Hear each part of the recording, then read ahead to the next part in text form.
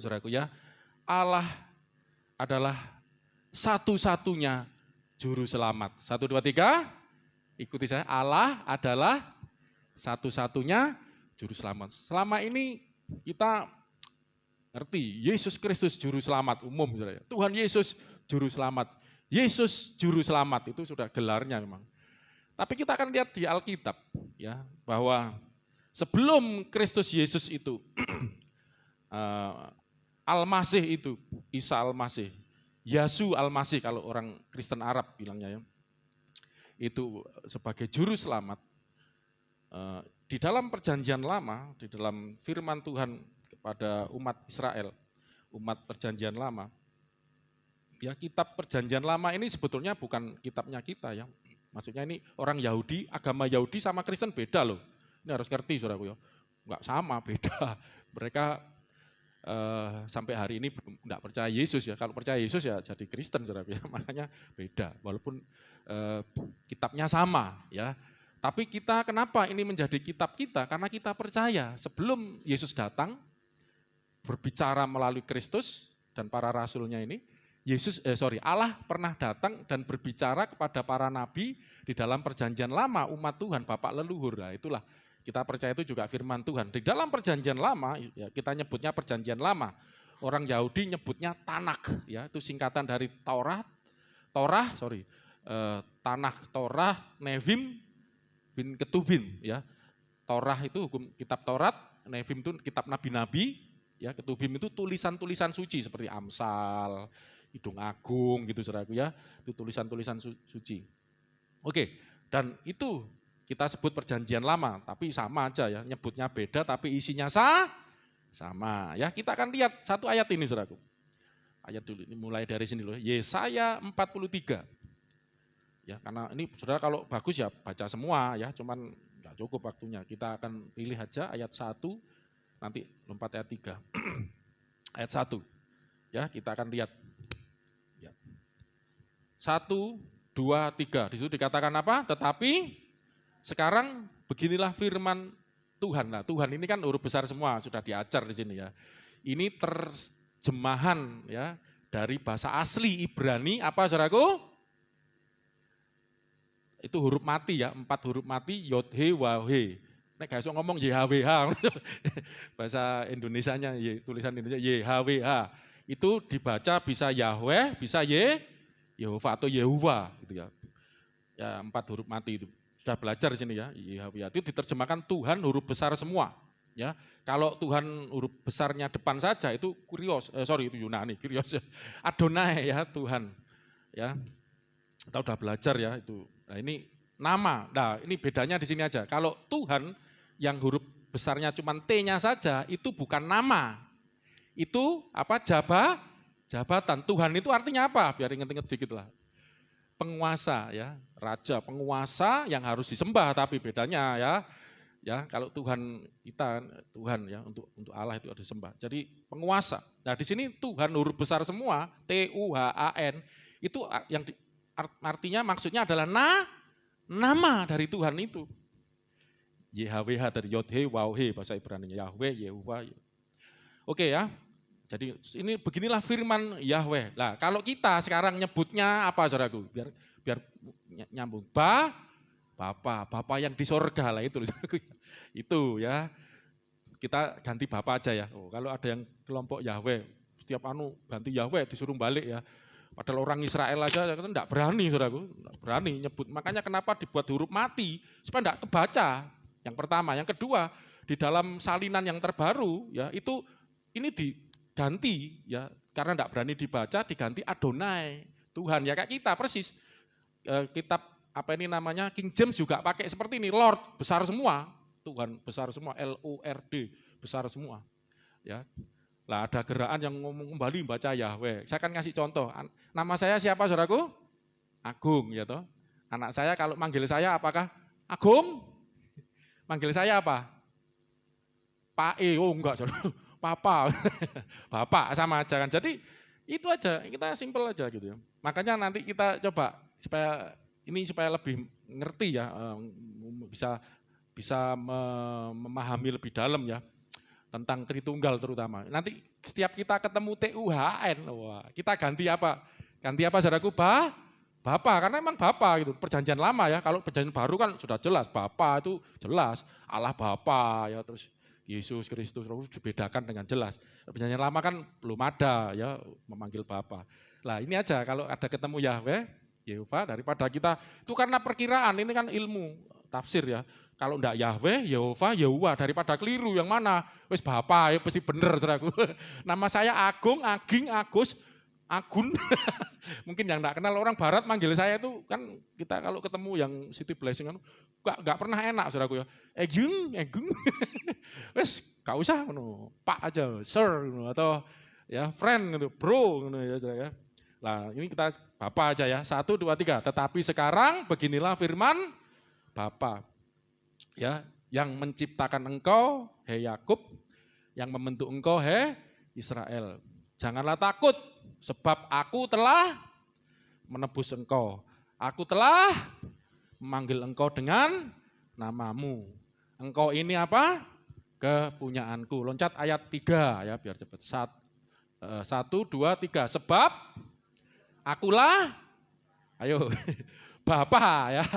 Yahweh, Yehova, daripada keliru ya saudara ya. Sebab akulah, orang Israel sampai hari ini tidak berani nyebut Yahweh. Mereka ganti Adonai, Tuhan ya. Kalau kita kan orang Ibrani belum ngerti tentang, kan nggak percaya Yesus. Yesus kan ngajar, panggil dia Bapa, ya Aba. Orang Yahudi nggak berani manggil Aba, Bapa, masih belum berani.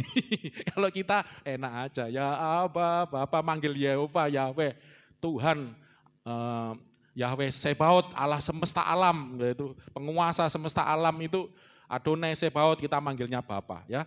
Sebab akulah Bapa Allahmu yang Maha Kudus, Allah Israel siapa?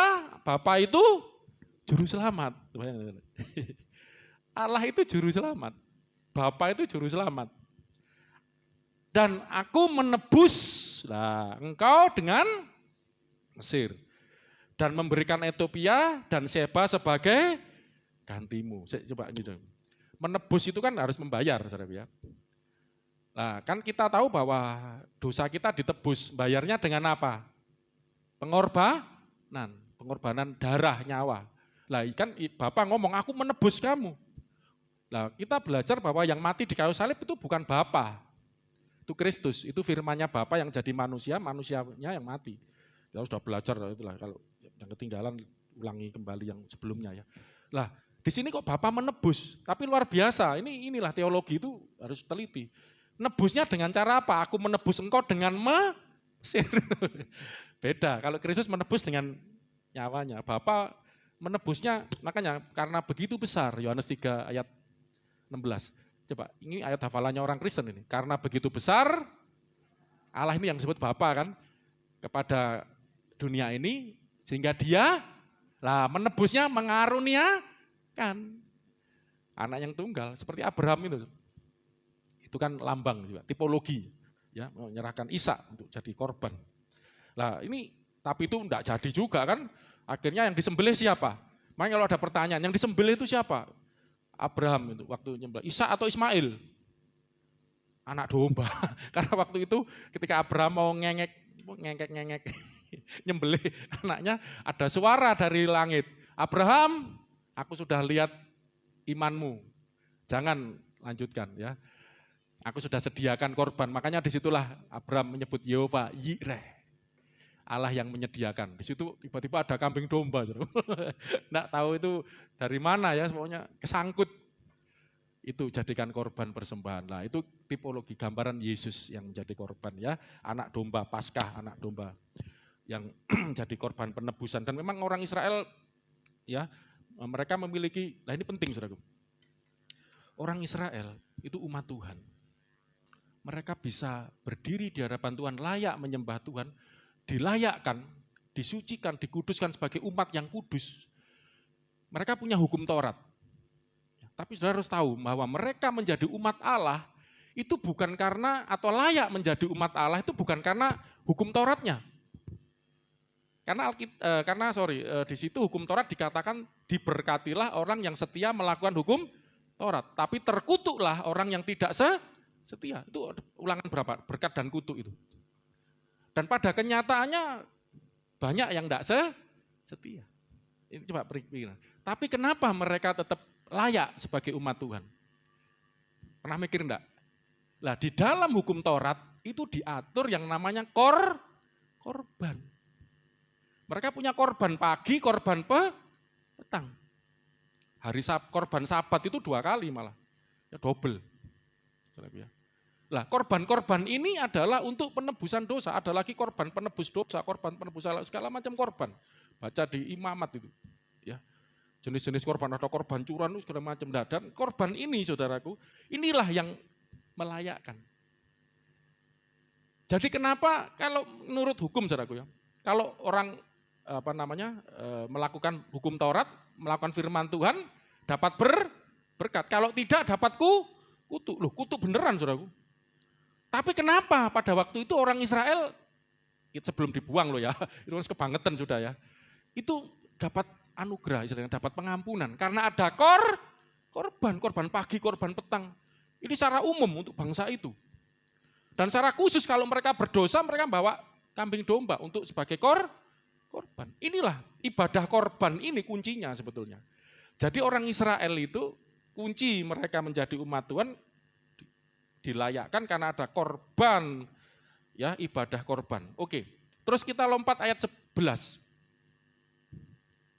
Ayat 11. Saya mau tunjukkan bahwa sebelum kita mengenal Yesus Kristus, Tuhan Yesus sebagai juru selamat, ya ibadah korban itu sudah ada. Ya, korbannya ada, terus imam yang melakukan, nanti kita akan belajar ke sana. Kalau cukup waktunya ya, rasanya nggak cukup, panjang ini. Tapi saya akan pilih nanti yang sesuai. Ya, di situ ada keselamatan, ada juru selamat. Allah menyebut juru selamat. Dan ini ada lagi ayatnya. Aku, ayat 11 tadi ya, 1, 2, 3, akulah Bapa, ya Yahweh, daripada kita bacanya bingung.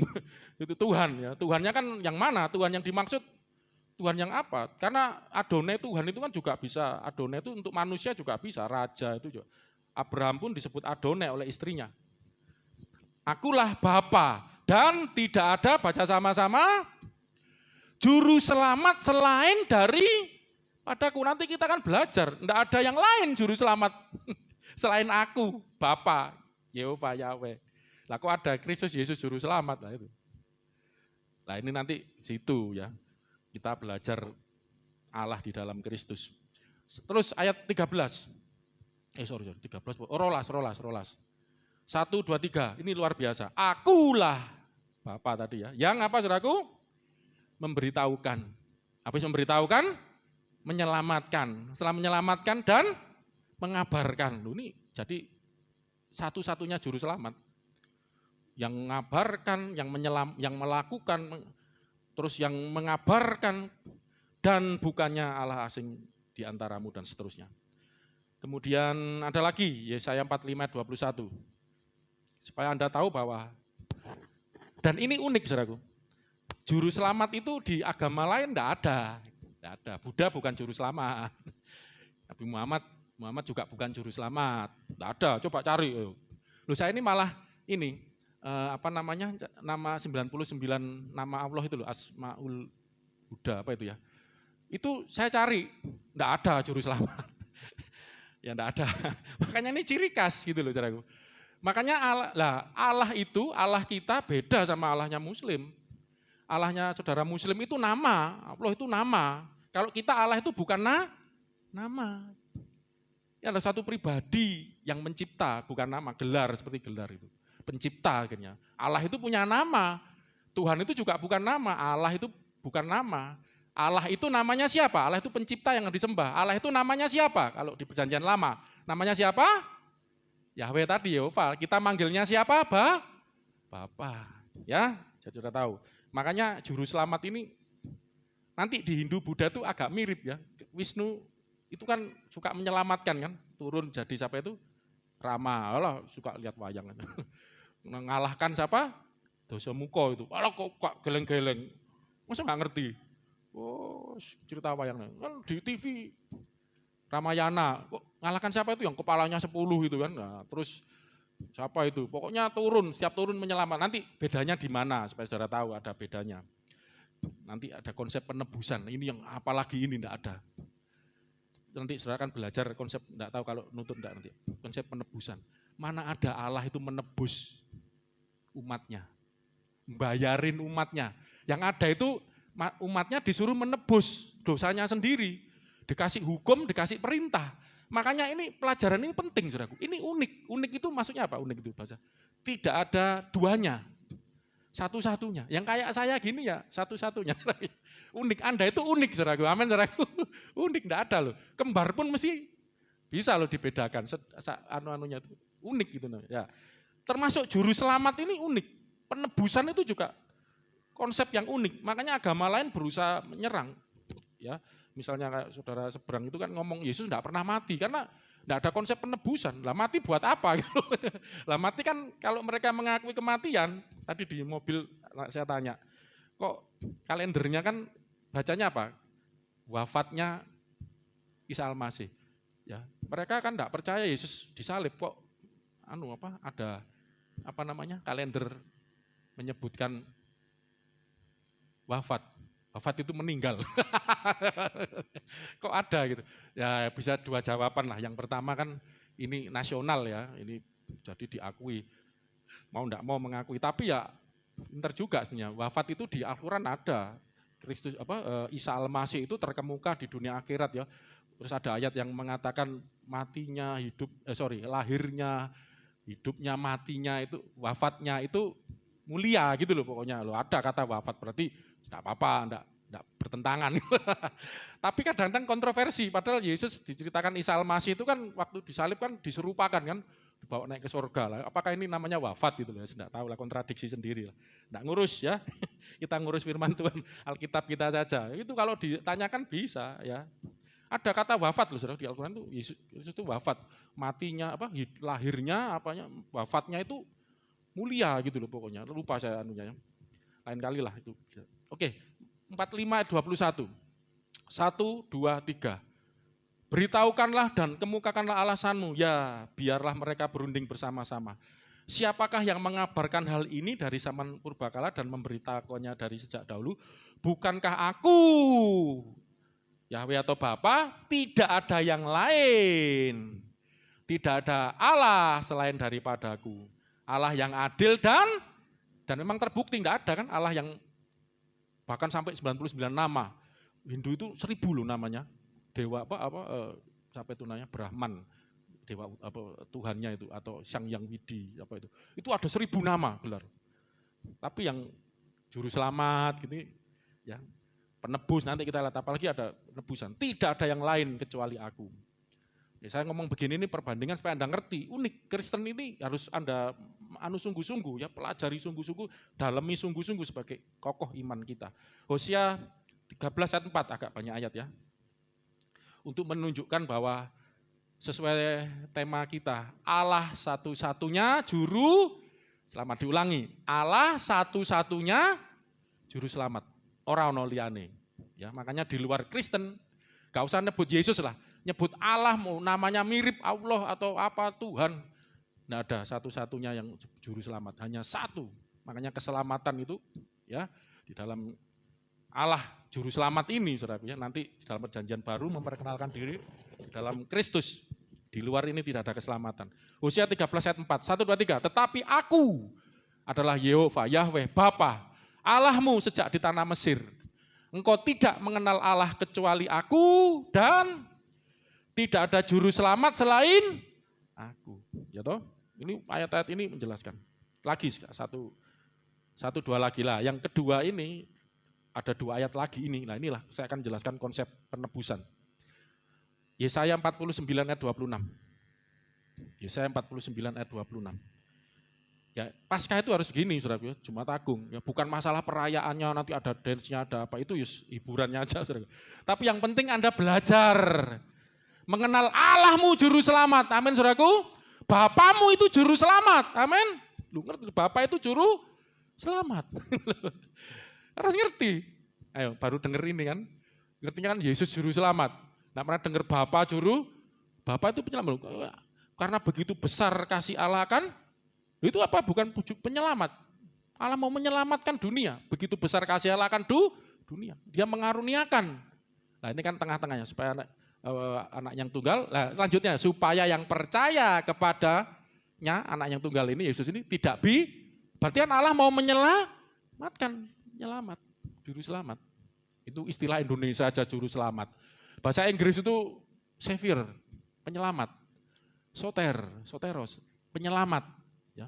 Yang bahasa Indonesia aja juru selamat, ada juru mudi, juru apa itu. Juru itu saya tanya masuk ke diskusi, kenapa kok Yogyo pakai kata juru?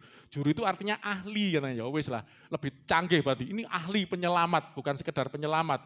Orang Indonesia ini memang ada-ada aja saudaraku ya. Luar biasa. Juru selamat, ahli untuk menyelamatkan, bukan cuma penyelamat ya, terserah ya. Lebih dalam. Supaya Anda ngerti, juru selamat itu penyelamat yang ahli gitu loh ya. Mana tadi? Aku bocor tekan ndi mau? Oh belum ya? Baca dari awal. Aku akan memaksa orang-orang menindas engkau, memakan dagingnya sendiri. Ini bahasa kiasan ya. Bahasa simbolis ya. Ini kan untuk melepaskan dari perbudakan Mesir segala macam dari pembuangan. Dan mereka akan mabuk minum darahnya sendiri seperti orang mabuk minum anggur baru supaya seluruh umat manusia mengetahui 1, 2, 3 bahwa aku Yehova Yahweh atau Bapa adalah juru selamatmu dan, nah ini lebih lengkap, penebusmu yang maha kuat Allah Yakub. Yakub itu Israel ya, nama lain dari Israel. Jadi juru selamat dan penebus. Ya, oke satu lagi. Ini juru selamat. Makanya ini unik, kekristenan itu enggak ada yang seperti ini. Yesaya 60 ayat 16. Yesaya 60 ayat 16. 1, 2, 3. Engkau akan mengisap susu bangsa-bangsa dan akan meminum susu kerajaan-kerajaan, maka engkau akan mengetahui, diberkatilah ya, bicara berkat. Bahwa 1, 2, 3, akulah Yehova atau Yahweh, Yehuwa, Bapa, wis gak apa aja lengkap kabeh ya. Juru selamatmu dan penebusmu yang maha kuasa Allah ya. Yakub, maaf saya minum sebentar. Saya akan mulai masuk pada konsep penebus ya, bukan cuma juru selamat. Ya, juru selamat itu yang menyelamatkan. Karena konsep penebus ini dikaitkan itu karena memang cara menyelamatkannya dengan menebus, saudaraku. Cara Allah menyelamatkannya dengan apa, saudaraku? Menebus, makanya ini dikaitkan. Ya, juru selamat dan penebus. Kita akan melihat, belajar tentang konsep penebusan ini mulai ini aja dulu. Yesaya 50 ayat 1. Kenapa kok kita perlu ditebus? Emangnya ada apa gitu ya. Yesaya 50 ayat 1. Yesaya 50 ayat 1. Kenapa kok kita perlu ditebus? Ini alasannya, saudara. Ya. 1, 2, 3. Beginilah firman Bapa, ya, Yehova atau Yahweh. 1, 2, 3. Di manakah gerangan surat cerai ibumu? Tanda aku telah mengusir dia. Ini kiasan loh, saudaraku ya. Masa ayat Allah ini kayak istrinya kan seolah ini ibumu. Ini kan ini anak-anaknya kan. Terus aku telah mengusir dia. Kalau ini kan anggap aja gini, ini kiasan supaya Anda ngerti ya. Jadi sebenarnya saya yang ngomong ini saya misalnya. Di manakah surat cerai ibumu? Ayo, di mana surat cerai ibumu? Aku ngusir dia. Berarti kan saya suaminya ini istrinya ya. Padahal ini kiasan untuk umat Israel gitu loh saudaraku. Israel itu seperti miliknya Allah kan, jadi seperti istrinya, anaknya itu ya umat Israelnya ini gitu loh saudaraku. Itu kiasan loh, jadi itu loh ono ibuke ono gondolmu tutu. Jangan, ini kadang orang Kristennya dituduh Allahnya punya istri karena ada anak gitu loh. Ini enggak, ini kiasan gini-gini ini kiasan semua. Orang Kristen pinter kok. Amin saudaraku ya. Orang goblok ya, orang Kristen pinter, ngerti. Di manakah gerangan surat cerai ibumu? Tanda aku telah mengusir dia. Atau kepada siapakah di antara penagih hutangku? Aku pernah menjual engkau ya, zaman dulu kan gitu saudaraku. Kalau orang itu sudah tidak punya uang, jadi budak itu ada dua hal yang terjadi. Pertama karena ditawan. Ini saudara sedikit-sedikit, udah saya bukanya panjang nanti. Orang bisa menjadi budak itu yang pertama karena Di tahun baik peperangan atau dipaksa ya kayak Yusuf itu sama kakaknya dipaksa, ditawan, dijual jadi budak. Kalah perang, terampas jadi budak. Yang kedua, ini saudaraku, menjual diri. Gak pernah tahu. Baca perjanjian lama makanya. Jadi kalau misalnya ya pertama jual rumah, habis rumahnya. Jangan rumah dulu, jual kendaraan. Kalau dulu kendaraannya kuda, apa onta atau keledai dijual habis sudah. Ladang, entek kabeh miskin aja. Saking nemennya sudah ya. Sudah enggak punya apa-apa. Lah menjual diri. Menjual diri bukan pengertian kotor ya, menjual diri apa? Kayak pelacuran bukan. Menjual diri ini jadi budak pembantu wis karena enggak punya tempat tinggal, enggak punya apa-apa, wis menjual diri kepada itu nanti ada hukum budak, nanti saya akan tunjukkan ya. Istilah penebusan itu banyak memang, nebus rumah, nebus barang ya. Yang kedua nebus manusia. Nebus dari perbudakan. Itu ada nanti. Kita akan lihat kalau ada waktu cukup ya. Jadi orang menjual dirinya karena saking miskinnya, mau jual apa lagi? Rambutmu mau jual gak payu. Baju dijual enggak pakaian, nah jual diri ini loh. Untuk jadi budak lah ini loh. Siapa apalagi ya zaman dulu ya, mungkin ada yang kejem ya jual istrinya, jual anaknya. Entah duitnya jual akhirnya aku pisan dijual jadi budak. Tapi kalau hukum Taurat itu Yobel itu tahun kalau yang menjadi budak itu sesama umat Tuhan. Tahun ke-7 harus dibebaskan. Luar biasa. Ada, harus bebas untuk saudaramu sendiri itu nanti tak tunjuk ayatnya ya. Nanti kalau nutut. Terus di mana atau kepada siapakah di antara penagih hutangku aku pernah jual engkau kan nanti maksudnya jadi budak. Ya, sesungguhnya diusir cerai diusir mana ada surat pengusiran cerai kamu tak buang ibumu sama kamu, tak jual jadi budak enggak ada. Sesungguhnya lah ini saudaraku. Kita ini kan menggambarkan simbolis ya buat umat Tuhan. Kenapa kok perlu ditebus? Berarti sempat jadi budak. Berarti sempat menjadi miliknya seseorang. Bukan lagi miliknya yang Tuhan ini. Gitu. Bapa ini. Kenapa ini terjadi? Ini ayatnya saudaraku. Makanya puji Tuhan juga ketemu ya. Kemarin HP saya mencelat. Gara-gara ya intermezzo ya. Ini loh pakai masker saya centel di telinga, turun mobil dan mau makan gado-gado. Terus ngenteng aja gitu enggak. Nutup angin suruh melebat maskernya kan tak melebat gini saya megang HP lupa saya mau ngambil lempar terbang HP saya ada sudah motor lewat anak remaja sak lili gitu ya pletet pret gitu aduh sudah haleluya untung enggak jatuh aja sudah bersyukur kalau jatuh malah saya lah bikin celaka orang langsung saya tak ambil gitu. Wah ini sudah, padahal saya punya banyak catatan di sini, belum saya, makanya sejak ini nanti mau saya copy ya. Wah ini ayat-ayat, saya maaf hampir setahun, bukan cuma ini ada seratusan saya buat, nanti mau saya buat makalah ini ya. Nanti untuk Anda ya, terutama untuk jemaat, wah saya bagikan ayat-ayatnya, enggak gampang nyari ayat gini saudaraku ya. Ini tuntunan Tuhan semua, saya kemarin sharing sama juga, contoh kenapa nama Yahweh, itu nanti di perjanjian baru kok jadi Yesus. Itu ada ayatnya. Barang siapa yang berseru kepada nama Tuhan, Tuhan itu Yahweh, tulisannya Bapa, akan diselamatkan. Kenapa di perjanjian baru para rasul nulis berseru kepada nama Yesus, diselamatkan? Kok bisa lah itu? Saya dituntun Tuhan nanti ayat-ayat itu. Saudara pernah enggak, ini sedikit aja nih, supaya Anda tertarik belajar gitu loh. Kalau bisa cari enggak apa-apa, tuntunan Tuhan. Tahu enggak kenapa kok Tuhan Yesus, saya ini suka ya kemana-mana, seneng. Tahu enggak kenapa kok, saya itu sempat mikir kenapa gini aja kok dicatat ya. Tuhan Yesus ngomong sama Petrus, ya namamu, engkau akan disebut, Petrus itu nama aslinya siapa? Simon. Engkau akan disebut Petrus. Itu bahasa Yunani Petrus, bahasa Aramnya Kefas, orang zaman itu kan bicara bahasa Aram, Kefas ya, Kefas itu. Petrus itu artinya Petrus ya. Nah, kamu akan disebut Petrus. Kenapa? Ternyata ada hubungannya dengan ini, nanti saya jelasin. Ya, itu kenapa kok dicatat? Itu kan sepele, maaf saudara. Menurut ya jujur kita menghormati firman Tuhan lah. Ampun Tuhan ini bukan tidak hormat ya. Tapi secara akal kita kan sepele. Nama Simon terus diganti Petrus dikasih gelar julukan Petrus kan biasa. Namamu engkau akan disebut Petrus. atau kefas dalam bahasa Arab, kan selesai. Kenapa kok ditulis seperti itu? Ada apa gitu loh? Itu kan sepele banget, ternyata ini ada hubungannya. Ya, lain kali ya. Wah, lain kali terus ya. Sesungguhnya oleh karena 1, 2, 3 kesalahanmu sendiri kamu terjual. Ayo saudaraku.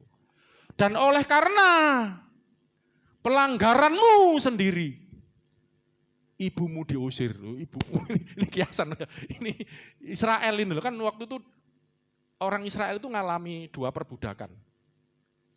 Pertama di Mesir. Nah, Paskah ini diperingati keluar dari Mesir. Setelah itulah muncul akulah penyelamatmu. Terus di Yesaya mulai muncul itu nubuatan. Karena mereka nanti akan diperbudak juga oleh bangsa Aram yang 10 suku itu. Asyur, yang kedua bangsa Babel ya, orang Yahudi, Yehuda, kerajaan Yehuda, Israel Selatan itu. Dan Tuhan berjanjikan melepaskan gitu. Dan ini salah satu ayat yang menjelaskan, loh kamu itu sampai diperbudak itu bukan tak jual, bukan tak usir. Itu karena apa? Kesalahanmu sendiri. Karena mereka berbuat dosa, mereka meninggalkan Tuhan, akhirnya ya karena jauh dari Tuhan. Orang kalau jauh dari Tuhan, maaf saudara, masalah banyak. Jangan Tuhan, ini cobaan Allah, maaf ya saudara seberangkan kalau ada masalah, ini cobaan Allah, gundulmu cobaan. Alkitab puji Tuhan ngajar, Allah tidak pernah Allah. Orang Arab Kristen manggilnya Allah, enggak apa-apa, tapi bukan nama ya.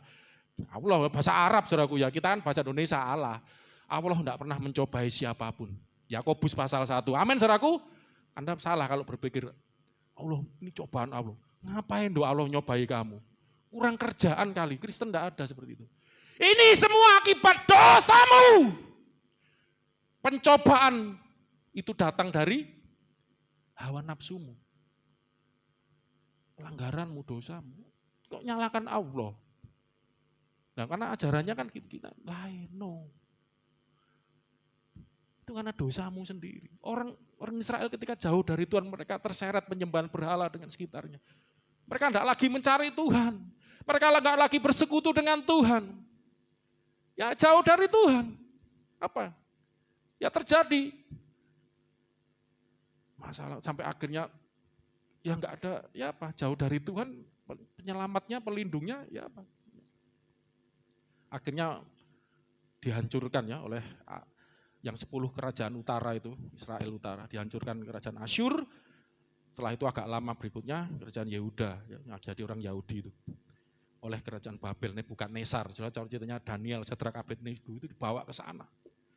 Saudaraku ya, oleh karena kesalahanmu, kamu terjual, karena pelanggaranmu, ibumu itu negara, itu bicara negara, bangsa, kamu diusir, keluarganya dibawa ke pembuangan kan. Dari sinilah maka ayat-ayat pembebasan itu, penebusan itu muncul. Ya aku akan menyelamatkan, makanya pengharapannya, makanya kenapa orang Yahudi itu menolak Kristus, karena mereka membayangkan Allah menyelamatkan ya, itu seperti raja, ya panglima perang, bawa tentara, wah membebaskan, itu pikirannya. Waktu Yesus ditanya, kerajaanku bukan dari dunia ini. Ya bukan, malah lemah lembut, wah ditolak, malah disalib. Ya. Itulah, ya karena pemikiran dunia. Oke, lagi. Makanya cara berpikir kita harus surgawi. Kemarin saya sharing-sharing, enggak apalah, melenceng-melenceng dikit ya. Anak Tuhan, kemarin bicara pasangan hidup, wah Chandra ini yang, wah gimana Pak? Ini, saya kalau enggak boleh cari, saya akan ngajarin, jangan lihat yang cantik, jangan cari yang, kalau enggak boleh yang cantik, masa cari yang jelek Pak? Ya enggak gitu ya. Nanti yang jelek kan enggak laku. Enggak, saya bercanda. Jelek cantik itu relatif loh saudaraku. Loh orang bule-bule itu, maaf ya, Frank, kalau denger, jangan dihapus. Enggak, orang Indonesia kan anggap biasa lah. Waduh nanti jangan lihat ya Frank ya, sorry ya. Tapi bagi Frank cantik banget itu. Ya bagi saya cantik istri saya lah, harus gitu lah ya.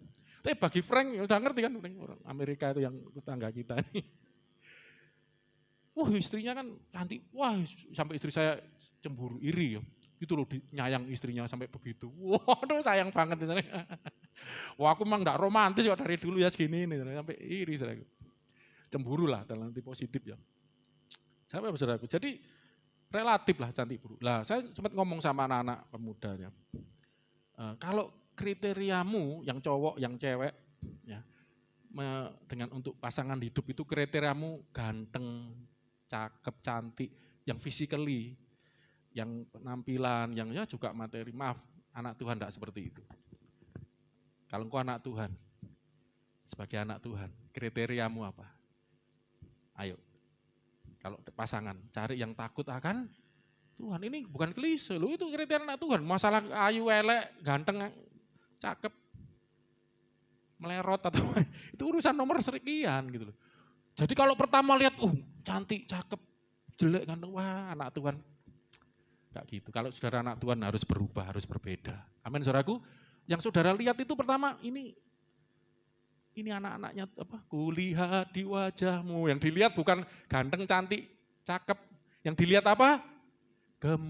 Lagunya Pak Asnan sini. Kemuliaan Raja, ku kasihi kau dengan kasih. Yang ada kemuliaan Tuhan terpancar di wajahnya. Tapi ya saya sarankan ya, maaf ya, sudah tak sadar jelek ya jangan, tidak ada kemuliaan. Saya elek kalau kemuliaan tambah gak dilirik belas. Andai kata mungkin kita tidak secantik orang lain, tidak secakap orang lain, tapi ada Yesus di dalam hati kita. Amin. Yang memancarkan kemuliaan. Ini yang orang dunia bilang apa disebut aura, gitu. Ada auranya gitu. Auranya siapa? Kalau dunia kan auranya auranya siapa?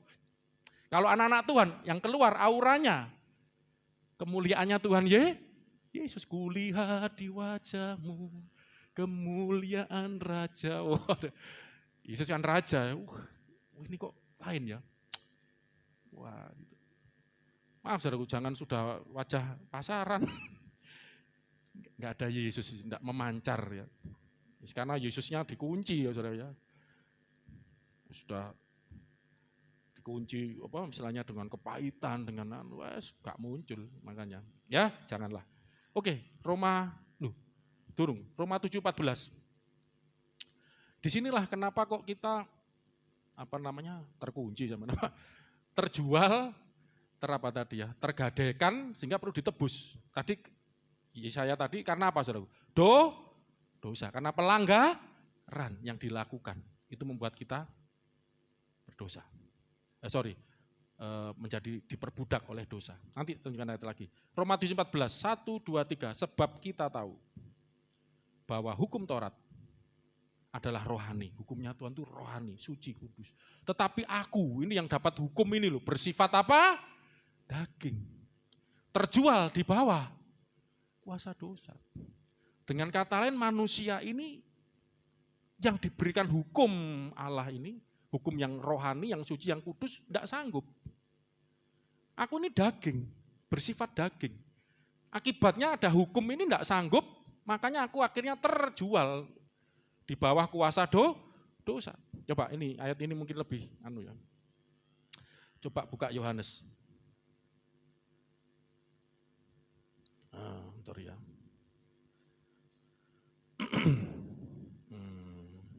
Hamba, oke. Sorry. Ini, ada 2 ayat. Saya mau tunjukkan Yohanes 8, ayat 34. Mungkin lebih enak baca ayat 33 dulu. Atau 31 lah lebih enak. Ini ketika Yesus memberitakan, nah ini saya bicara kepada semua orang, kita mau sampaikan kepada semua orang, agama apapun.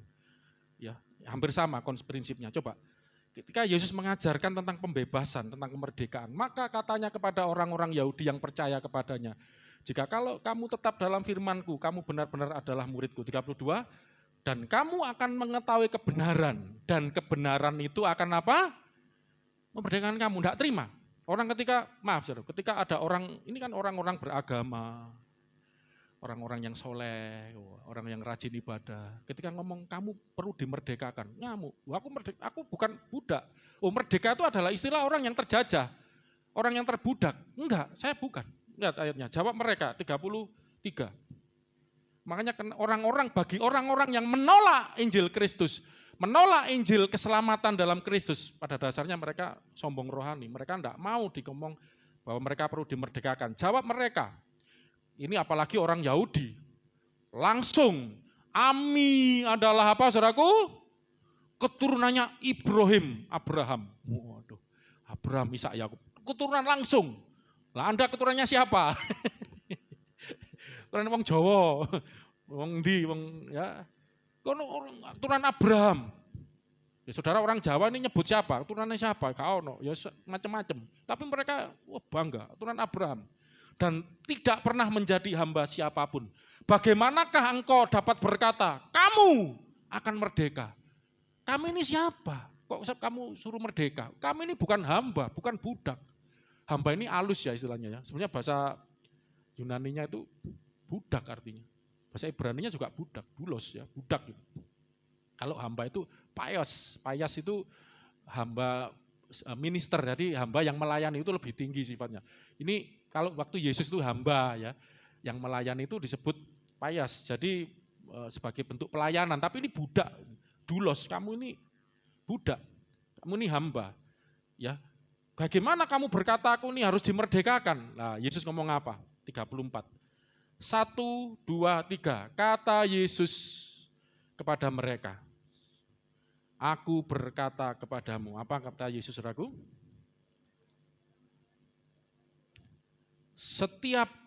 Sesungguhnya setiap orang yang berbuat dosa adalah hamba dosa. Ya apa saudaraku? Anda berbuat dosa enggak? Setiap orang yang berbuat dosa adalah apa? Hamba dosa. Makanya perlu dimerdekakan. Orang beragama apapun, ya, saudaraku. Mereka karena berbuat dosa, makanya terjual tadi di Roma tadi, gitu kan? Aku ini hukum Taurat itu rohani, suci, kudus, tapi aku ini bersifat daging, terjual, mau nggak mau terjual. Karena apa? Pasti akan berbuat dosa. Saya mau tanya, manusia masih bisa berbuat dosa enggak? Sekarang dosa itu macam-macam loh saudaraku, dosa kecil, dosa besar. Atau kalau Alkitab itu dosa yang membawa maut sama tidak membawa maut. Ya kalau secara umum masa gini, dosa itu jangan dipikir yang kayak gede-gede gitu ya. Saudara, makanya Yesus ngomong dia, kamu marah aja udah berdosa loh. Sama seperti membunuh loh. Ini ukurannya gitu saudara. Kamu ngelirik saja loh. Sama dengan berzina loh ya apa? Bolak-balik berzina, saya ini ngelirik-ngelirik ya, dan masih waras ya, normal. Tapi memang bahasanya bukan melirik ya, kalau kamu memandang wanita dan menginginkannya, nah itu masalah ingin apa enggak gitu ya. Tapi intinya saya enggak berzina, tapi kamu memandang wanita dan menginginkannya, kalau bahasa terjemahan Indonesia lama itu lebih ngeri ya. Kamu memandang wanita dan tergerak syahwatnya, kamu udah berzina dalam hatimu, bayangkan.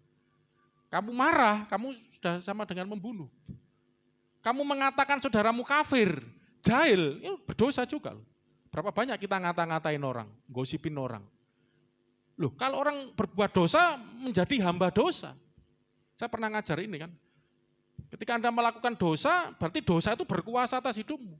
Misalnya Anda kepahitan, tidak bisa mengampuni, Anda benci. Anda melakukan kebencian, tanpa sadar Anda sedang dikuasai.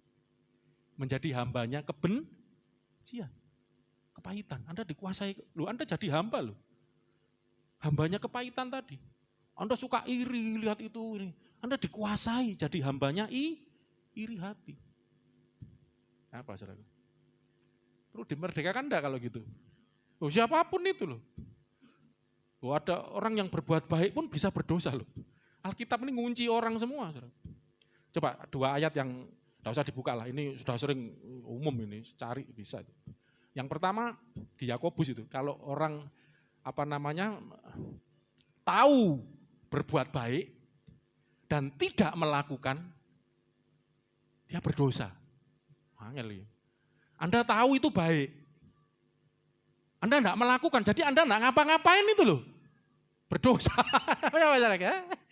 Lo tidak ada ya kayak Alkitab ini. Kalau orang berbuat dosa kan melakukan, ketawa ini banyak melakukan, apalagi kamu tidak melakukan, kamu diem aja loh berdosa. Tahu sesuatu, tahu berbuat baik, tapi kamu tidak melakukan, loh berdosa loh sudah, ya apa?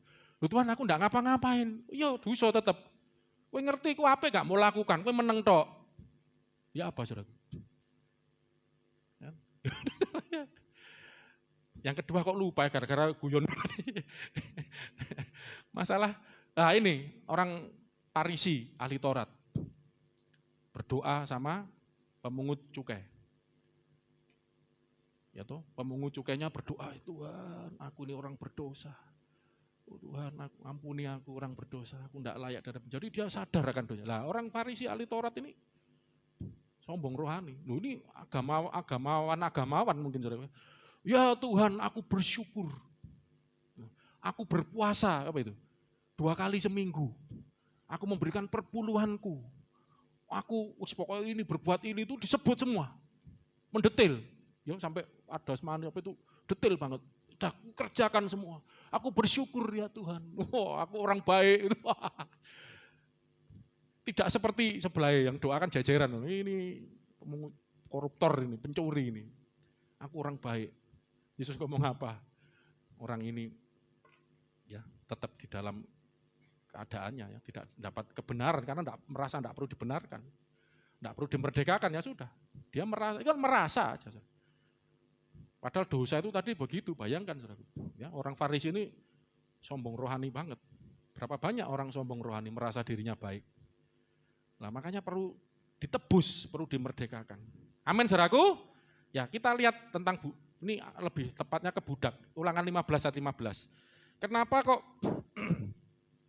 ini kebanyakan penebusan itu bicara kepada budak ya. Ulangan 15 ayat 15. Baca sama-sama.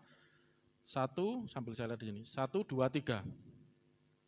Ulangan 15 ayat 15. Sebentar, saya tak lihat sini. Soalnya nanti saya membaca atasnya. Oke, 1, 2, 3. Haruslah kau ingat bahwa engkau pun dahulu budak di tanah Mesir. Dan engkau ditebus Yahweh Yehova Bapa Allahmu. Jadi penebusan itu untuk budak. Ya. Itulah sebabnya aku memberi perintah ini kepadamu. Perintah apa? Di atas saudaraku. Ini tentang apa? Budak ya. Ayat 12. Apabila, tadi saya sudah ngomong ya, apabila seorang saudaramu menjual dirinya kepadamu, baik seorang laki-laki Ibrani ataupun seorang perempuan Ibrani, maka ia akan bekerja padamu selama 6 tahun lamanya. Ini jadi budak, judulnya itu budak Ibrani ya. Tapi pada tahun yang ke-7 engkau harus melepaskan dia, ini khusus untuk budak Ibrani sesama umat Tuhan ya, sebagai orang merdeka. Ya, bahkan ayat 13 ini luar biasa. Apabila engkau melepaskan dia sebagai orang merdeka, jangan engkau melepaskan dia dengan tangan hampa. 14, engkau harus dengan limpahnya memberi bekal kepadanya. Kayak sekarang ini pesangon. Dari kambing domba, pengirikanmu, perasaanmu sesuai dengan berkat yang diberikan kepadamu oleh Yahweh Allahmu. Bapa Allahmu haruslah kau berikan kepadanya lah. Muncullah ayat 15. Ingat karena kamu dulu juga pernah jadi budak. Makanya ayat firman Tuhan itu ada yang ngajar gini. Karena kamu pernah diampuni.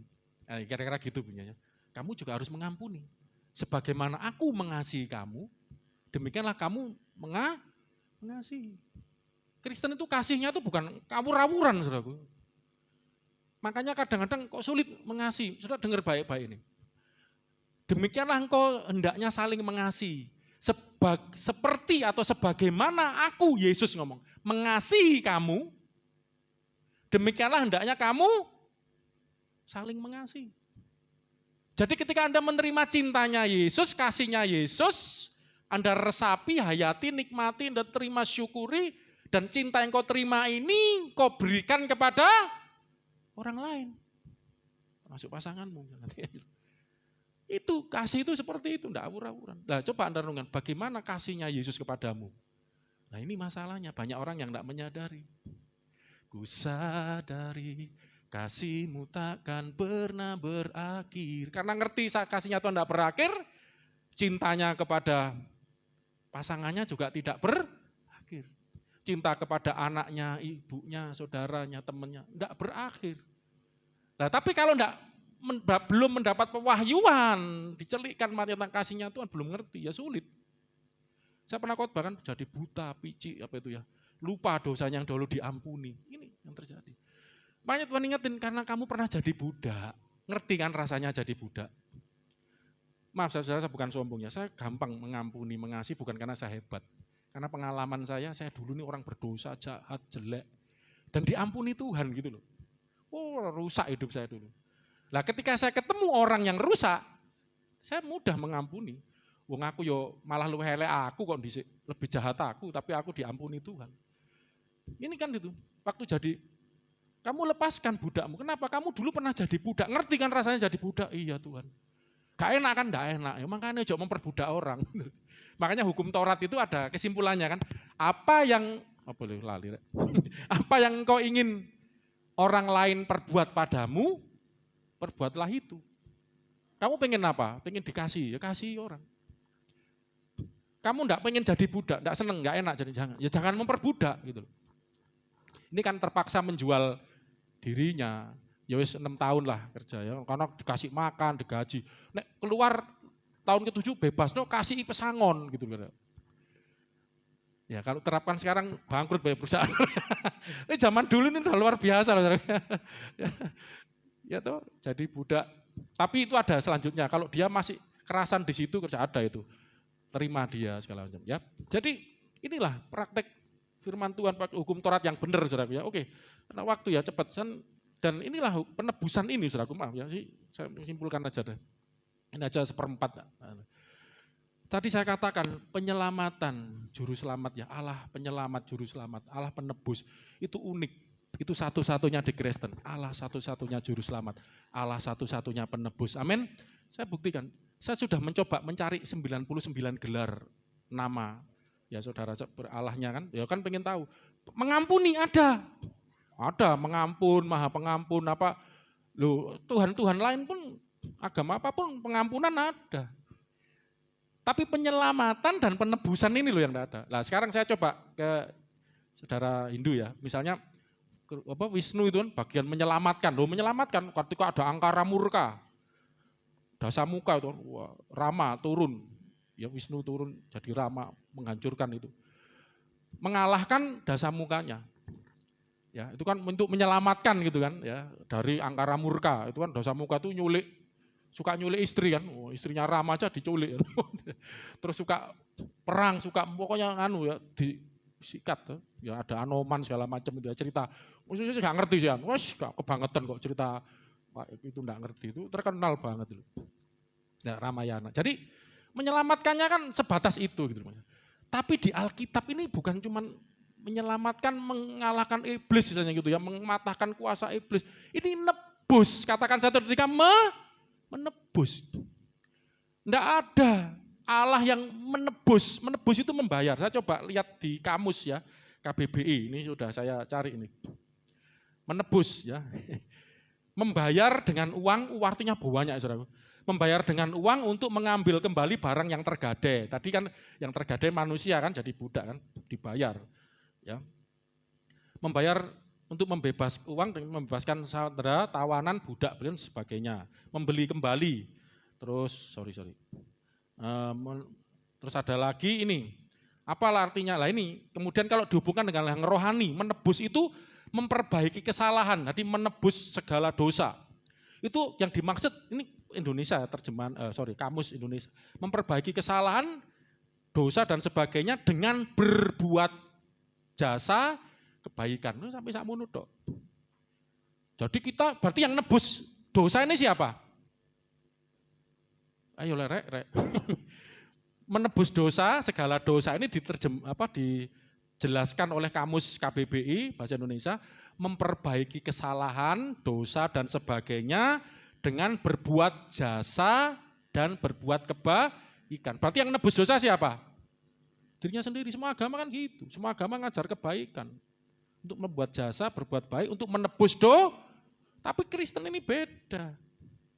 Gitu loh saudara. Yang menebus itu siapa? Allah. Lu tadi di awal, akulah Allahmu, juru selamatmu, akulah penebusmu. Saudara harus nangkep ini. Dan menebusnya dengan apa? Lah ini kalau uang mata ganti mata, gigi ganti gigi. Nah ini masalah, nyawa gantinya nyawa. Loh kita ini loh, utang dosa, upah dosa itu kita katakan maut. Makanya nebusnya juga harus dengan nyawa. Itulah makanya kenapa Yesus mati di atas kayu salib untuk menebus dosa, membayarnya buat kita ya. Ini banyak nih. Ini wah panjang ini. Kita lompat aja itu kesimpulan nanti ya. Ini mengapa Allah perlu menyelamatkan manusia, ngerti ya, karena manusia sudah jatuh dosa,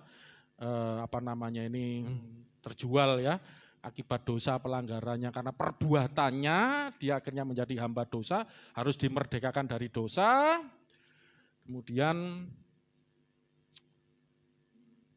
saya pengen ayat 5, Yesaya 59 ayat 2 ini. Ya, saya mau jelaskan ayat ini sedikit. Yesaya 59 ayat 2. Tetapi jadi mulai ayat 1 aja.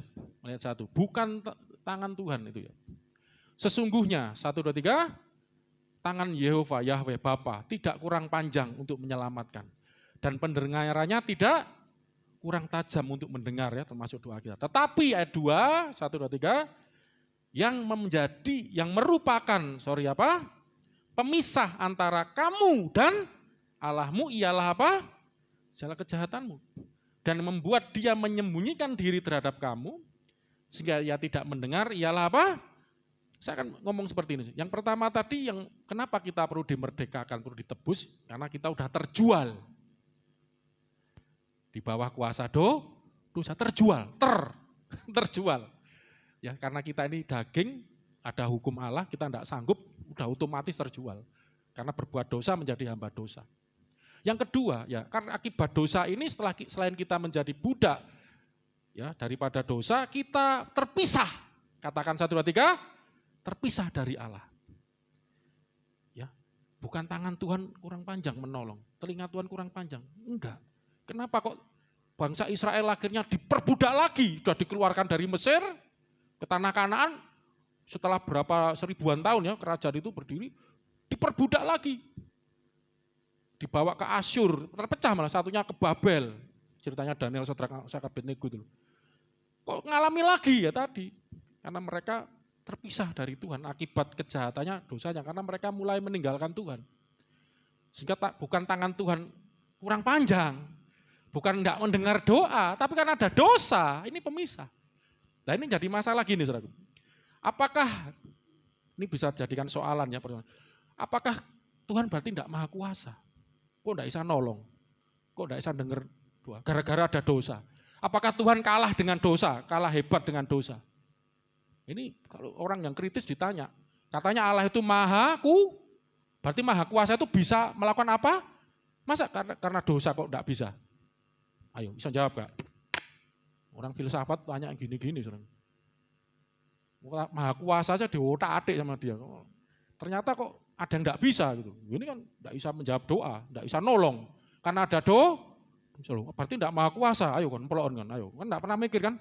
Wis pokoknya Kristen. Kadang saya ini enggak tahu ya, mikir itu sampai gitu. Bisa jawab enggak? Mas Yuki bisa enggak?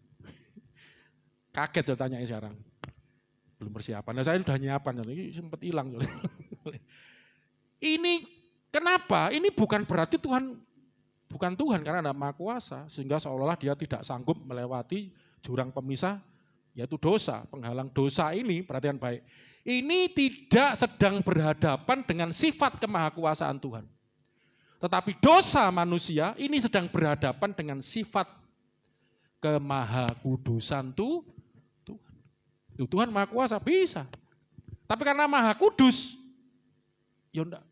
Bukan enggak bisa karena enggak mampu. Kudus sama kudes ya enggak bisa. Ya contoh di Keluaran. Nah supaya saudara tahu, jadi Tuhan enggak mampu. Tapi yang Anda jadi perkedel nanti. Keluaran 19, ayat 16 sampai 24.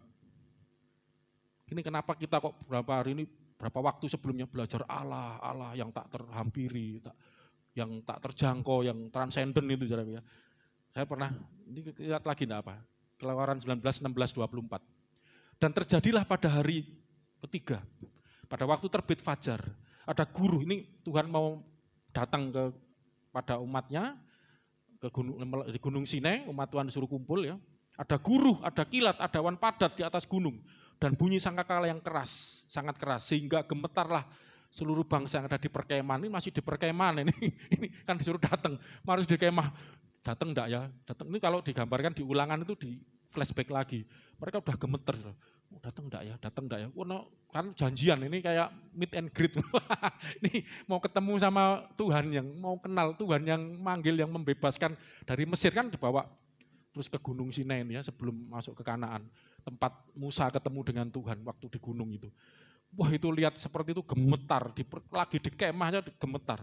Lalu Musa membawa bangsa itu keluar dari perkemahan untuk apa saudaraku? Menjumpai Allah. Dan berdirilah mereka pada kaki gunung, masih di kakinya. Gunung Sinai selanjutnya. Ditutupi seluruhnya dengan asap. Karena apa? 1, 2, 3. Yehova atau Yahweh, Tuhan besar semua, Bapa turun ke atasnya dalam api. Yehova turun dalam api. Nah nanti yang turun itu ya hipostasisnya ya. Wah, nanti setelah aja lah tambah mumet. Firman-Nya ya dalam Kristus ini praeksistensinya Kristus ya. Dalam api kan nanti ada suara dari langit, ada suara dari api keluar. Ada Tuhan, dua Tuhan lah, ini hipostasis. Kristen ini sudah diajarkan orang Yahudi kitab, ini bukan kitab kita loh. Ini saya perjanjian lama semua loh, kebanyakan ini. Itu nantilah. Ya hipostasis ya itu. Asapnya membumbung seperti asap dari dapur. Seluruh gunung itu gemetar sangat. Gak cuman orang, gunung juga gemetar. Makanya ada lagu itu ya. Nyanyi dan bersoraklah pujian, gunung tunduk, oh bukan gemetar ya, laut bergelora. Cari lagu, buat lagu lah, gunung gemetar, orang juga gemetar. Gunung gemetar sangat, bunyi sangkakala kian lama kian keras. Berbicara Musa, lalu Allah menjawabnya dalam guru. Guru itu di guntur, cedar, itu di gunung apa di langit? Petir itu loh, di langit. Makanya nanti ada ayat, kamu dibiarkan mendengarkan suaranya dari langit, mendengarkan suaranya dari bumi, yaitu melalui api. Kok ada dua Allah gitu? Itu nanti itu misteri, nanti bisa jawab melalui Kristus, hipostasis itu ya. Jadi asapnya dan bicara dalam guru, lalu turunlah Allah ke atas. Jadi kan berarti di langit, lalu turunlah Allah ke atas gunung Sinai. Karena kita belajar Allah itu roh. Nah coba renungkan, kalau roh itu apa sih? Nah, ini sidik-sidik eling. Roh itu wujud yang tidak kelihatan. Tidak bisa diraba, tidak seperti harafiahnya ruah, angin, udara. Tidak bisa dilihat, raba, mana, ayo angin, tidak ada. Tapi bukan berarti angin loh ya, ini harafiahnya. Kalau sesuatu yang tidak lihat, tidak ada wujudnya, turun. Kayak apa mudune saudaraku? Turun itu loh. Nah ini kan satu misteri gitu loh, makanya itu nanti dipelajari, jangan di sini ya. Lalu turunlah Yehova Bapa. Ya. Jadi ini nanti ada hipostasisnya Bapa. Turun ke atas gunung Sinai. Ke atas puncak gunung itu. Maka Yehova, Yahweh, Bapa memanggil Musa ke puncak gunung itu dan naiklah Musa ke atas. Kemudian Tuhan atau Yahweh, Yehova Bapa berfirman kepada Musa. 1, 2, 3. Turunlah. Peringatkanlah kepada bangsa itu supaya mereka jangan menembus mendapatkan Tuhan atau Bapa atau Yahweh hendak lah ini saudaraku ya. Melihat-lihat. Sebab tentulah 1, 2, 3 banyak dari mereka akan binasa. Kenapa? 1, 2, 3 bawahnya juga para imam yang datang mendekat haruslah menguduskan dirinya supaya Yahweh atau Bapa Yehova jangan melanda mereka. Ya. Lalu berkatalah Musa kepada Yahweh atau Yehova, tidak mungkin bangsa itu. Sebab engkau sendiri memperingatkan demikian segala macam. Terus satu lagi 24 1, 2, 3. Lalu Bapa Yehova, lebih enak Bapa Yehova ya, Bapa Yahweh. Jangan Bapa Yesus loh ya. Cok melu-melu. Bapa Yehova, Bapa Yahweh berfirman kepadanya, pergilah, turunlah, kemudian naiklah pula engkau beserta Harun.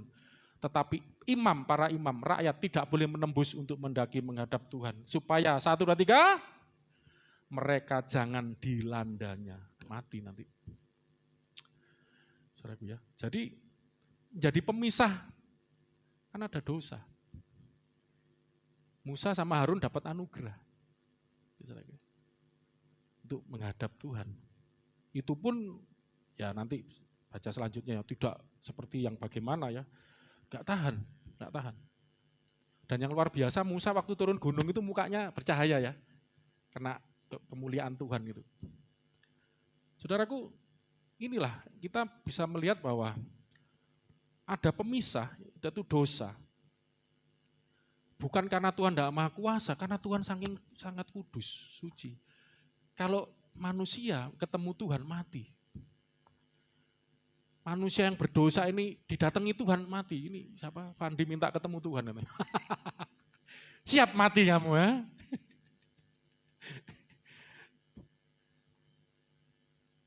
Nah, tapi Tuhan itu menyatakan diri, nanti kita akan belajar ya. Bukan berarti terus Tuhan itu, makanya minggu lalu ya khotbahnya Allah yang memberikan dirinya untuk ditemui. Ya melalui apa? Nah, Tuhan punya cara. Lah ini saudaraku. Supaya manusia tidak terus terpisah. Supaya manusia tidak binasa. Maka karena begitu besar cintanya Tuhan, Tuhan itu cinta. Ya kayak saya sama istri saya kan sangat cinta. Tapi kami terpisah oleh jarak dan waktu. Ya, puisi. Saya di Surabaya, istri di Mojokerto, terpisah. Bagaimana caranya? Ya istri saya, enggak, saya datangi. Kalau saya kan bukan Tuhan, wis teko ngono tok mobil melaku lah, mersikil segala macam lah, pokoknya nyampe. Lah kalau Tuhan Maha Kudus gimana? Karena begitu saya saking cintanya sama istri kan harus datang. Padahal dana terbatas ya, diatur seminggu 2 kali lah ya. Kadang-kadang naik sepeda motor, wah hujan-hujan saking cintanya, pengorbanan. Karena sebagian begitu besar cintanya. Wah, jaket hujanan, musim hujan. Kalau mobil terus kan ya bensin ya, wah. Soalnya uangnya dia kan, dia yang kerja. Nanti kan saya ngabis-ngabiskan kan gimana. Wah naik motor itu. Kadang malam-malam pernah ya. Wah. Esther suka nggoda, tante Pak Agung. Mana ternyata bukan. Ngarep-ngarep. Sama-sama mengharapkan. Tapi karena terpisah jarak. Nah kira-kira Bapa dengan manusia ciptaannya kan anak-anaknya juga ini. Terpisah. Masalahnya bukan cuma jarak. Tidak mungkin terseberangi. Karena ini kudus, satunya kudes ini loh. Lah makanya Allah, karena begitu besar kasih Allah akan dunia ini. Maka Allah mengaruniakan anaknya yang tunggal. Ini caranya supaya manusia tidak binasa. Beroleh hidup yang kekal. Hidup kekal itu Allah loh. Inilah hidup yang kekal itu. Yaitu supaya mereka mengenal Allah. Yohanes 17 ayat 3-5 itu. Mengenal engkau satu-satunya yang benar. Hidup kekal itu mengenal Allah yang benar. Hidup bersama Allah. Ya, saya akan tutup dengan ini saudaraku. Mana waktu ya. Saudara jangan bayangkan sekarang lagi ya. Surga itu seperti kayak tempat gitu. Surga itu kan yang dijanjikan kan hidup kalau sudah ikut agama lain, nah enggak usah ikut-ikut. Ini gini tempat kayak gini sudah. Memang di Alkitab ada digambarkan itu, tapi itu bukan, itu simbolis sebetulnya. Sudah ada lagi matahari atau di sana karena Allah itu yang jadi penerang abadi bagimu. Enggak ada lagi sakit penyakit. Memang, tapi itu kan keadaan yang sempurna ya.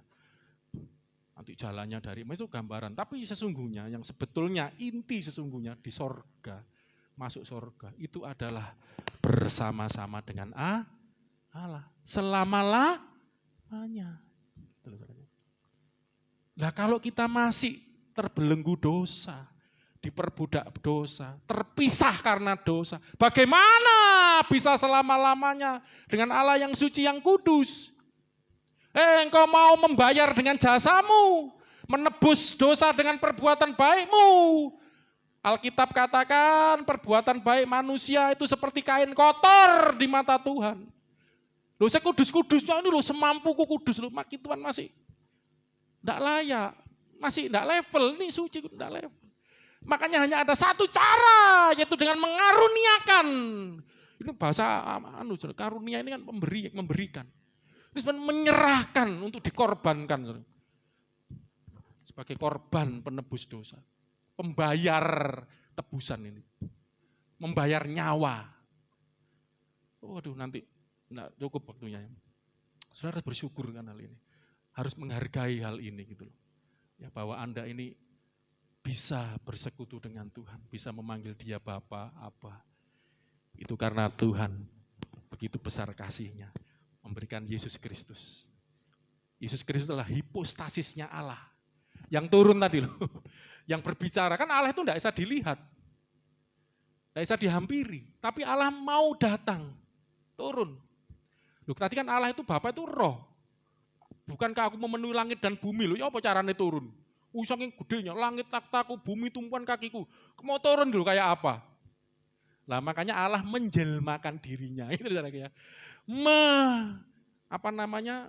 Menginkarnasikan, kalau itu zaman Yesus ya, tapi sebelum itu Allah itu menteofanikan dirinya, menyatakan dirinya kepada manusia melalui firman-Nya. Ya, kalau sekarang kita lihat bahwa firman itu jadi manusia di dalam Yesus Kristus. Dan Anda terima itu. Makanya kenapa orang yang menerima Yesus, percaya kepada Yesus, sampai kepada Bapa. Tidak ada seorang pun yang sampai kepada Bapa kalau tidak melalui aku, kata Yesus. Amin, saudaraku.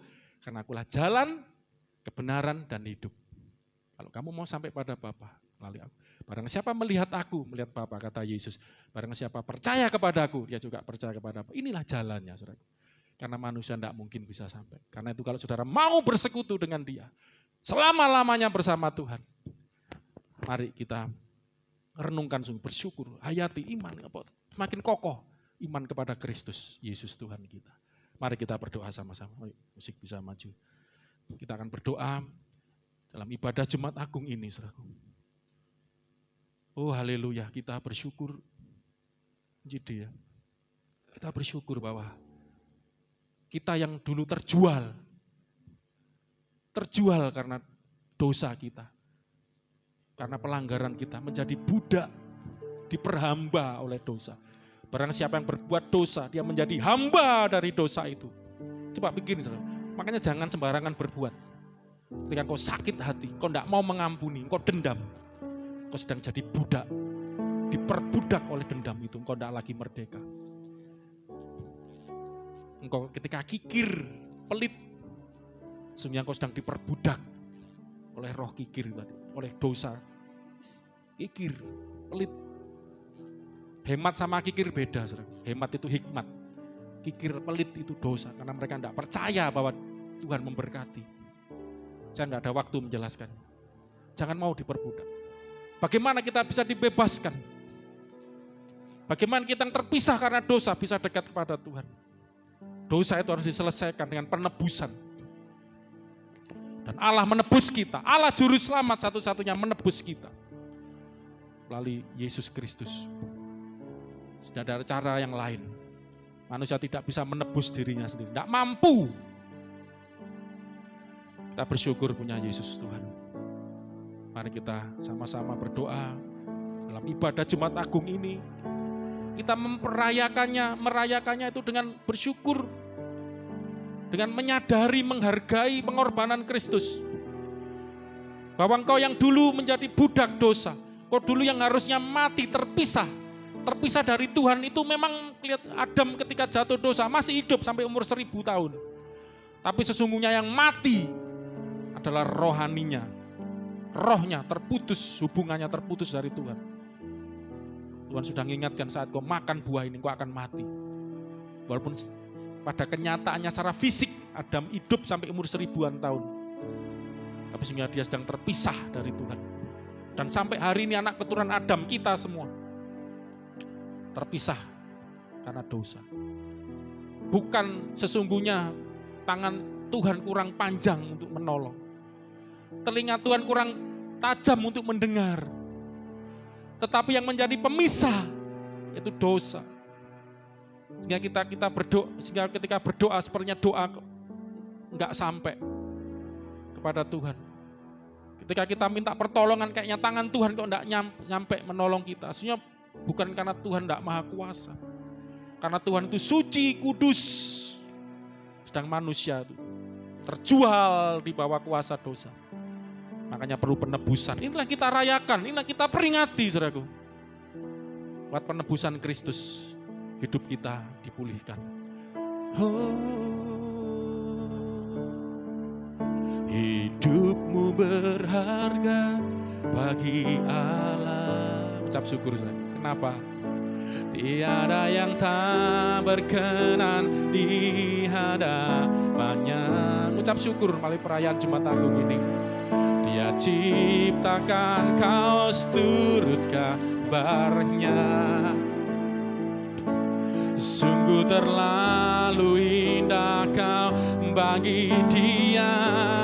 Oh, semua anugerahnya dia berikan kasihnya bagi kita. Oh, dia telah relakan segala-galanya. Dia disalib untuk tebus kita. Dia disalib untuk tebus dosa kita. Oh, karena hidupmu sangatlah berharga. Oh, bulu yang terkulai kan dipatahkannya. Dia akan jadikan indah. Sungguh lebih berharga sumbu yang telah pudar, takkan dipadamkannya. Dia akan jadikan terang untuk kemuliaannya. Ucap syukur bahwa hidup kita berharga. Katakan hidupku, katakan hidupku berharga bagi Allah. Tiada yang tak berkenan. Ini dilayakkan, saudara. Tak berkenan. Karena ada penebusan. Kau menjadi anak-anaknya. Haleluya. Dia ciptakan kau seturut gambarnya. Ucap syukur, saudaraku. Sungguh terlalu indah kau bagi dia. Oh, dia berikan kasihnya bagi kita. Oh, dia relakan segala-galanya. Bapa menyerahkan anaknya yang tunggal. Anaknya jadi serahkan. Yesus menyerahkan nyawanya. Nyawanya jadi serahkan. Apalagi yang lain, apa yang kau perlukan, butuhkan. Karena hidupmu berharga. Yesus rela menderita, berikan nyawanya.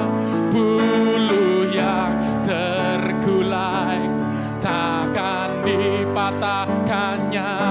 Dia akan jadikan indah. Sungguh lebih berharga sumbu yang telah pudar, takkan dipadamkannya.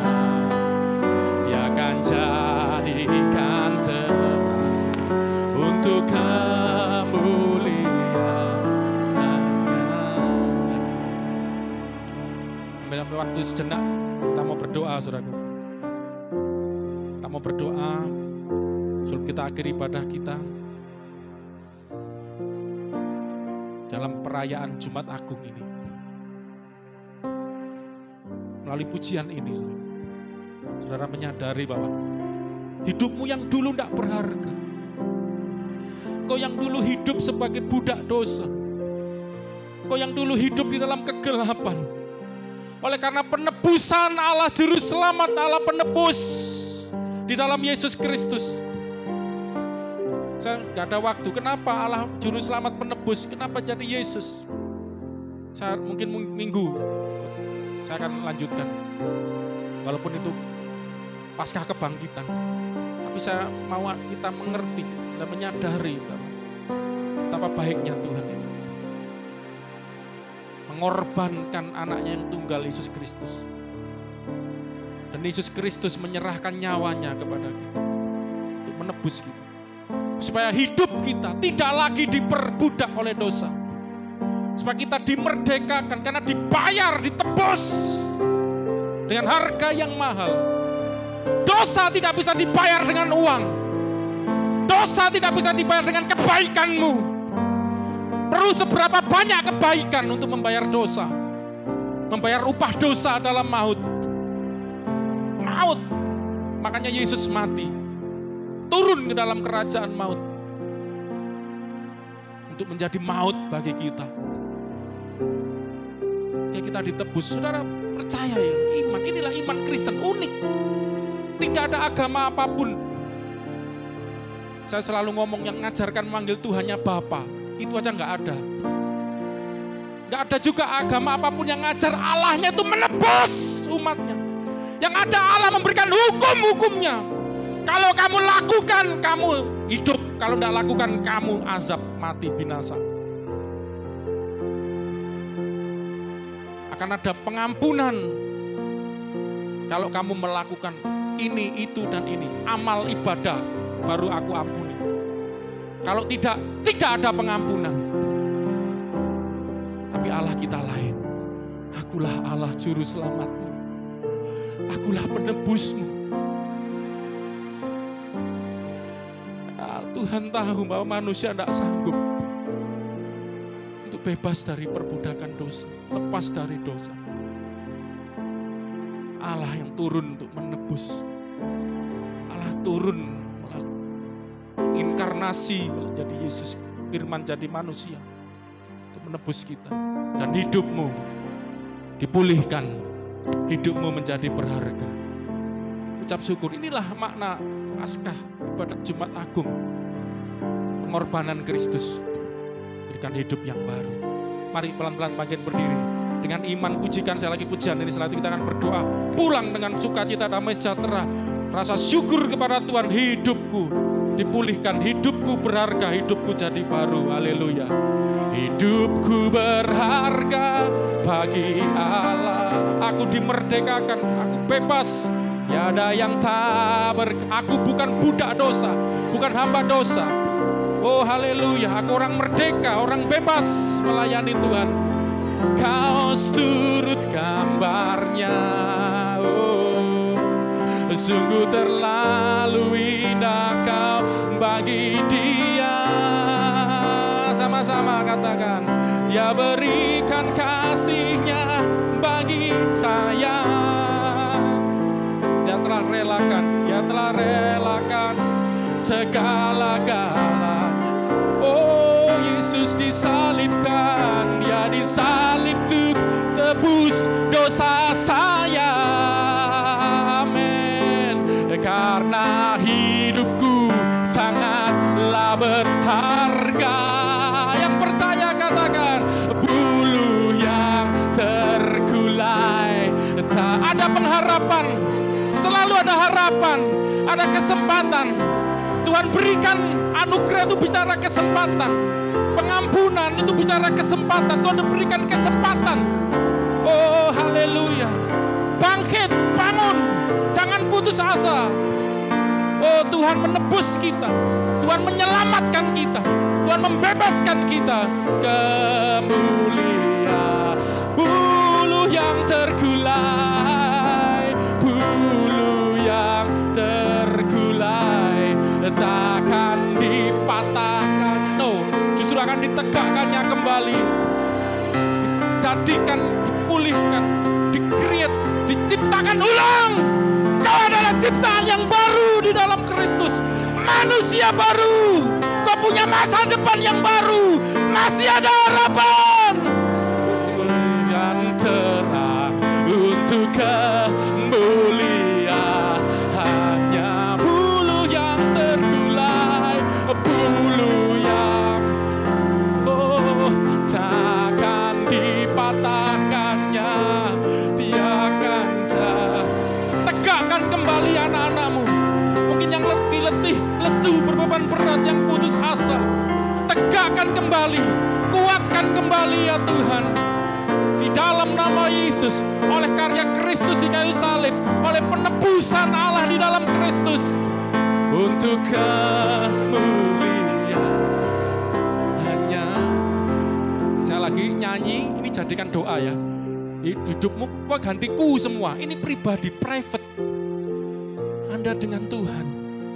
Itu Bapakmu, Allahmu. Akulah Allah juru selamatmu. Aku Allah penebusmu. Tidak ada Allah seperti aku. Tidak ada yang seperti aku. Khusus. Ini untuk engkau. Kau anaknya. Ayo ini jadikan doamu, imanmu. Ku, ganti setiap kataku untuk dirimu. Ini berkat untuk engkau. Untuk kita semua. Hidupku berharga. Hidupku berharga. Terima kasih Bapak. Tiada yang tak, mungkin orang lain tidak memandang, merendahkan, menghina, tetapi berharga di matamu. Karena aku kau ciptakan serupa dengan gambarmu. Ku bagi terima kasih, aku indah di matamu pemandanganku. Kau disalurkan kasihnya bagi saya. Oh, kau telah relakan, dia diganti kau. Kita private, pribadi dengan Tuhan. Kau disalib tuh tebus dosa saya. Oh, karena hidupku sangatlah sekali lagi dari awal, hidupku berharga. Hidupku berharga bagi Allah. Terima kasih.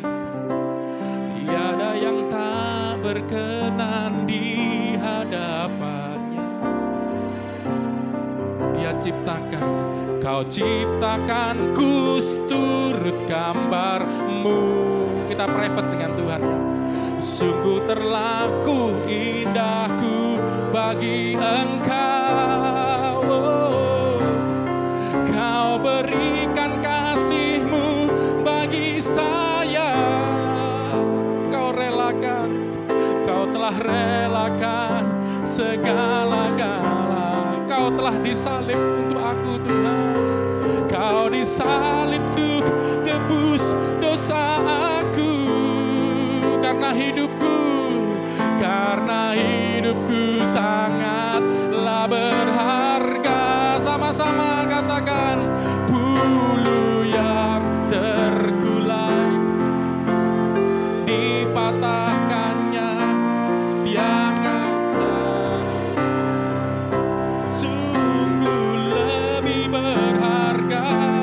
Sumbu yang telah pudar takkan dipadamkannya, dia akan jadikan terang untuk kemuliaan.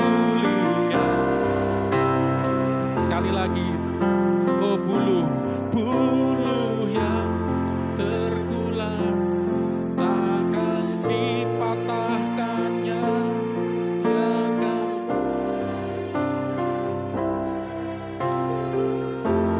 berharga. Sumbu yang telah pudar akan dinyalakannya kembali dan bersinar kembali.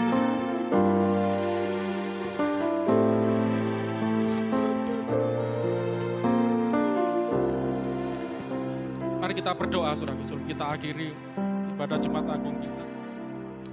Apapun keadaanmu saat ini, apakah mungkin seperti buluh yang sedang terkulai, rumput yang layu, atau seperti sumbu yang mulai kehilangan nyalanya, mulai pudar. Tuhan berjanji, bulu yang terkulai tidak akan dipatahkan. Ini lagu ini diambil dari Mazmur, akan ditegakkannya kembali. Sumbu yang pudar akan dinyalakannya kembali. Apapun keadaanmu saat ini, saudaraku yang datang beribadah hari ini di gereja, maupun yang di rumah masing-masing, dengar baik-baik janji Tuhan. Dengar baik-baik firman-Nya. Akulah Allahmu, juru selamatmu dan penebusmu. Tidak ada Allah seperti aku. Tidak ada Allah selain aku. Percayalah kepada Dia, Allah juru selamat. Allah juru selamat itu hanya satu. Hanya satu Allah juru selamat, yaitu di dalam Kristus Yesus. Sang Bapa itu yang menyatakan diri, mengenalkan dirinya. Lalu Yesus Kristus. Dari situlah akan menerima keselamatan, penebusan. Di luar Allah juru selamat, di luar Bapa penyelamat, di dalam Yesus tidak ada.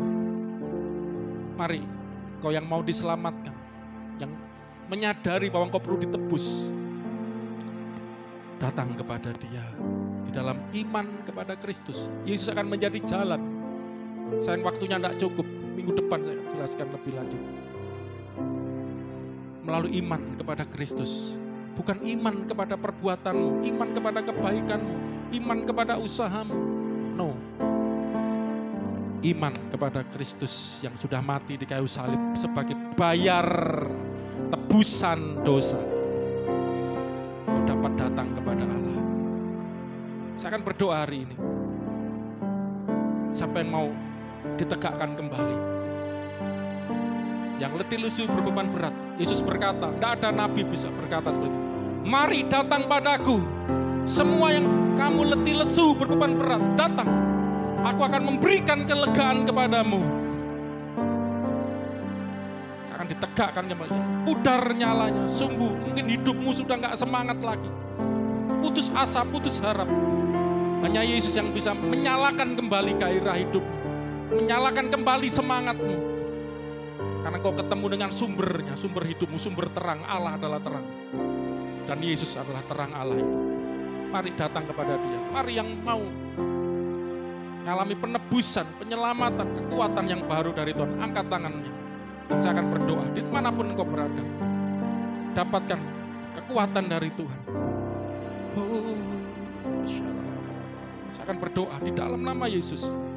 Dalam nama Yesus. Berdoa buat mereka yang sedang mengangkat tangannya. Mereka mengangkat tangan kepada Tuhan, kepada Allah Bapa di sorga, Allah Juru Selamat, Allah Penebus itu. Yang menebus hidup mereka, menyelamatkan mereka. Menjadi kekuatan dalam hidup mereka. Akan memulihkan hidup mereka.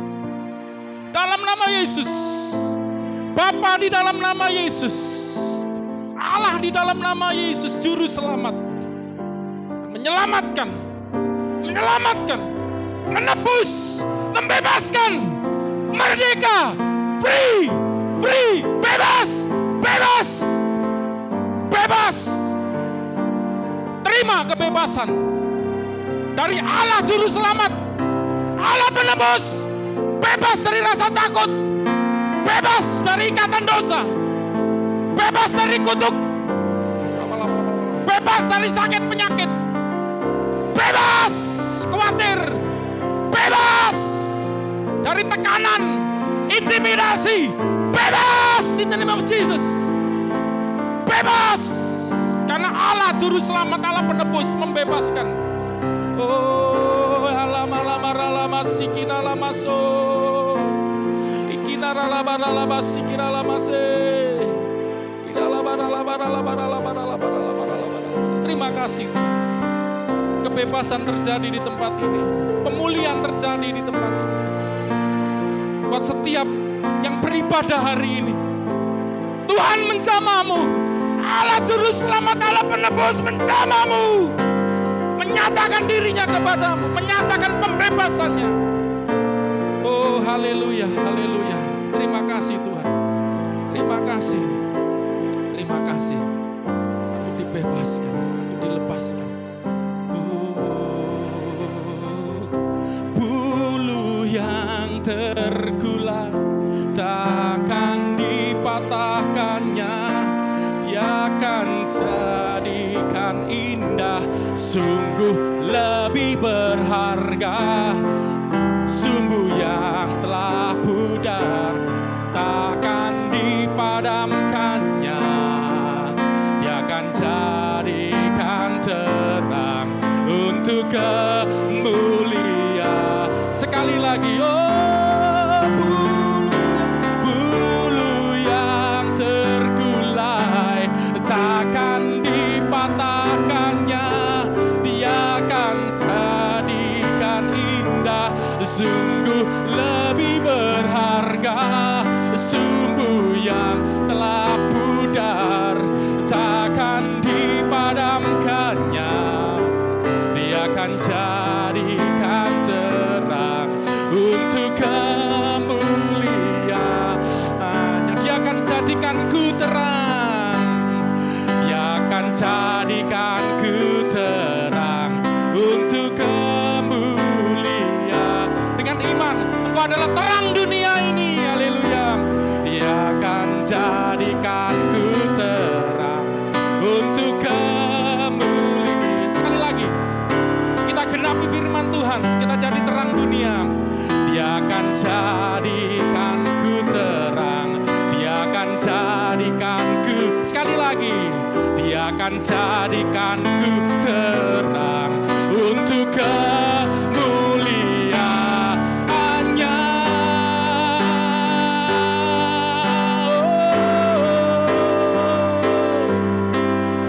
Engkaulah terang dunia, Engkaulah garam dunia. Engkau akan menyinari dunia yang dalam kegelapan ini. Tuhan akan buat engkau bersinar, sinar kemuliaan-Nya akan menyinari hidupmu. Wajahmu mencerminkan kemuliaan Allah, menyinarkan kemuliaan Allah.